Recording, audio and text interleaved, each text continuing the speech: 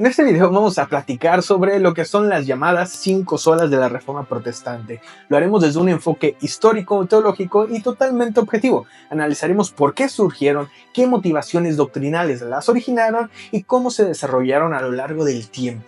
Y sobre todo, qué efecto tuvieron dentro de la historia del cristianismo. Y recuerda que la intención no es estar a favor de alguna religión o denominación, sino de brindar información que normalmente no se conoce para que tú complementes tu estudio, saques tus propias conclusiones y tengas una perspectiva más amplia. Es decir, vamos a escudriñar las escrituras y un poco de historia. Históricamente, el protestantismo ha evitado el término dogma como lo usa la Iglesia Católica, que lo define como una verdad revelada por Dios, proclamada por el magisterio y que debe creerse con fe divina. En el protestantismo, especialmente en sus orígenes, la autoridad última reside en la Escritura, no en decretos eclesiásticos, pero sí existen doctrinas fundamentales consideradas como esenciales para la fe cristiana, así que en la práctica funcionan como un dogma o un equivalente, es decir, verdades no negociables dentro de sus sistemas teológicos, y estas verdades serían estas 5 solas. El término 5 solas se refiere a 5 expresiones en latín que, aunque fueron sistematizadas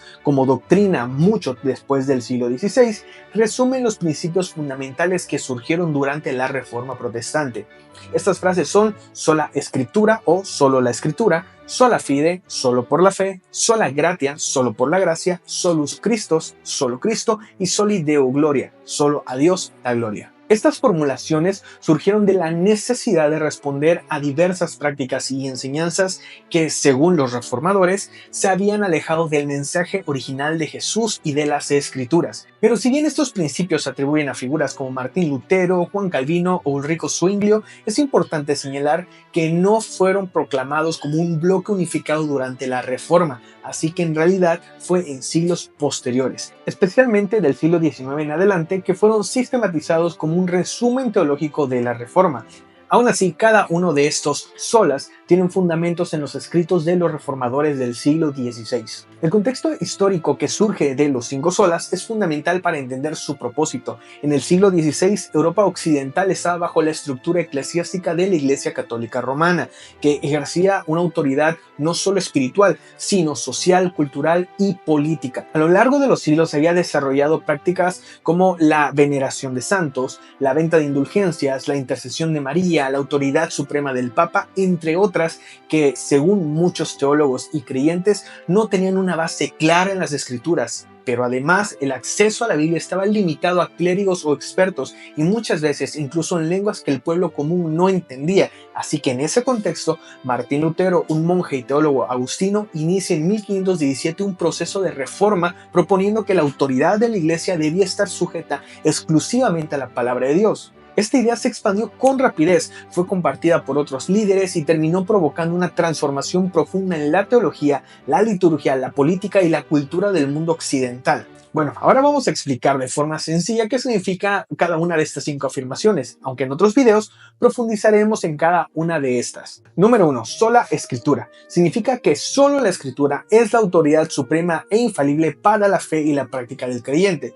Ojo que esto no quiere decir que se rechace toda tradición, pero cualquier tradición, concilio o enseñanza humana debe estar subordinada a la Biblia. Así que este principio surgió como respuesta a la idea de que la tradición de la Iglesia y el magisterio tenían igual peso doctrinal que las escrituras. Los reformadores afirmaban que cuando tradición y escritura entraban en conflicto, debía prevalecer lo que estaba escrito. Se basaban, por ejemplo, en pasajes como 2 de Timoteo 3:16 al 17 o Hechos 17:11. Número 2. Sola fide. Afirma que el ser humano es justificado, es decir, declarado justo delante de Dios únicamente por la fe y no por las obras o méritos personales. Esta afirmación no niega la importancia de las obras como fruto de una fe viva, pero sí sostiene que la salvación es un don recibido mediante la confianza en la obra de Cristo, así que no un premio por conducta moral o cumplimiento de rituales.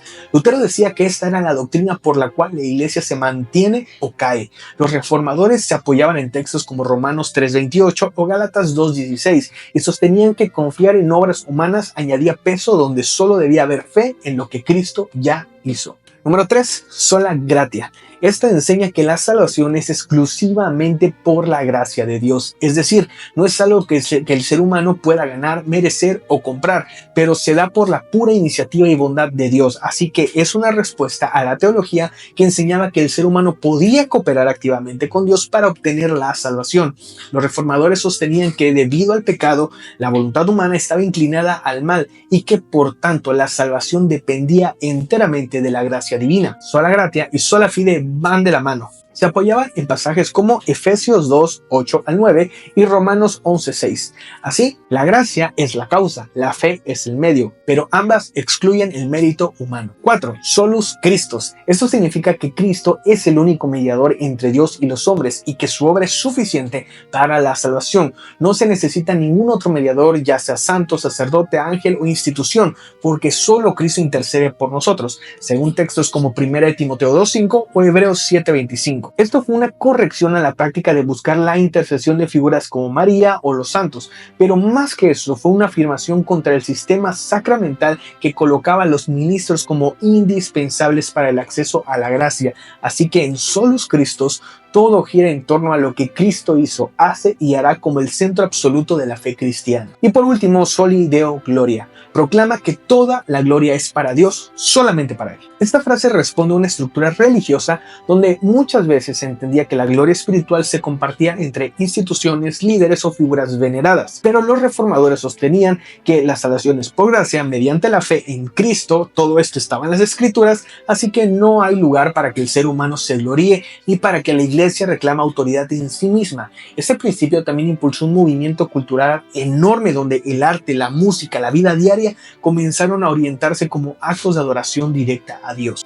Aunque los reformadores no usaron estas frases como una lista formal ni las presentaron como un manifiesto unificado, en conjunto estos 5 principios resumen muy bien la visión que tenían sobre la fe cristiana los reformadores. Estas afirmaciones representan un esfuerzo por regresar a lo que ellos consideraban el núcleo del Evangelio, una relación directa con Dios fundamentada en su palabra por medio de su Hijo, recibida por la fe, ofrecida por gracia y todo ello para la gloria de Dios.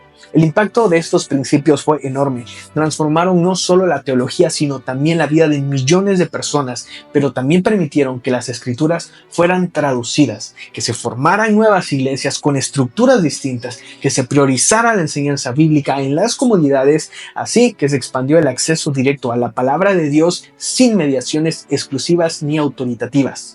Pero no todo es miel sobre hojuelas. Al mismo tiempo también generaron divisiones, controversias y nuevas preguntas teológicas que siguen siendo debatidas hasta el día de hoy, pero su importancia histórica, doctrinal y espiritual siguen siendo indiscutibles. En un próximo video vamos a profundizar en cada una de estas afirmaciones por separado, explorando su base bíblica, historia y aplicaciones. Así que si te interesa este contenido, házmelo saber en los comentarios. Y antes de terminar, quiero recordarte que este video no busca causar división ni generar polémica. Todo lo contrario, mi objetivo es aportar información necesaria para que juntos podamos comprender mucho mejor las escrituras y la historia de la fe cristiana. Porque al final lo más importante no es ganar un debate, sino escuchar la voz de Dios, conocerle más profundamente y seguirle con sinceridad. Así que si tienes más información sobre este tema, te invito a compartirla en los comentarios porque siempre podemos seguir aprendiendo. Y si te interesa profundizar más, te invito a seguirme para que podamos continuar juntos escudriñando la escritura y un poco de historia.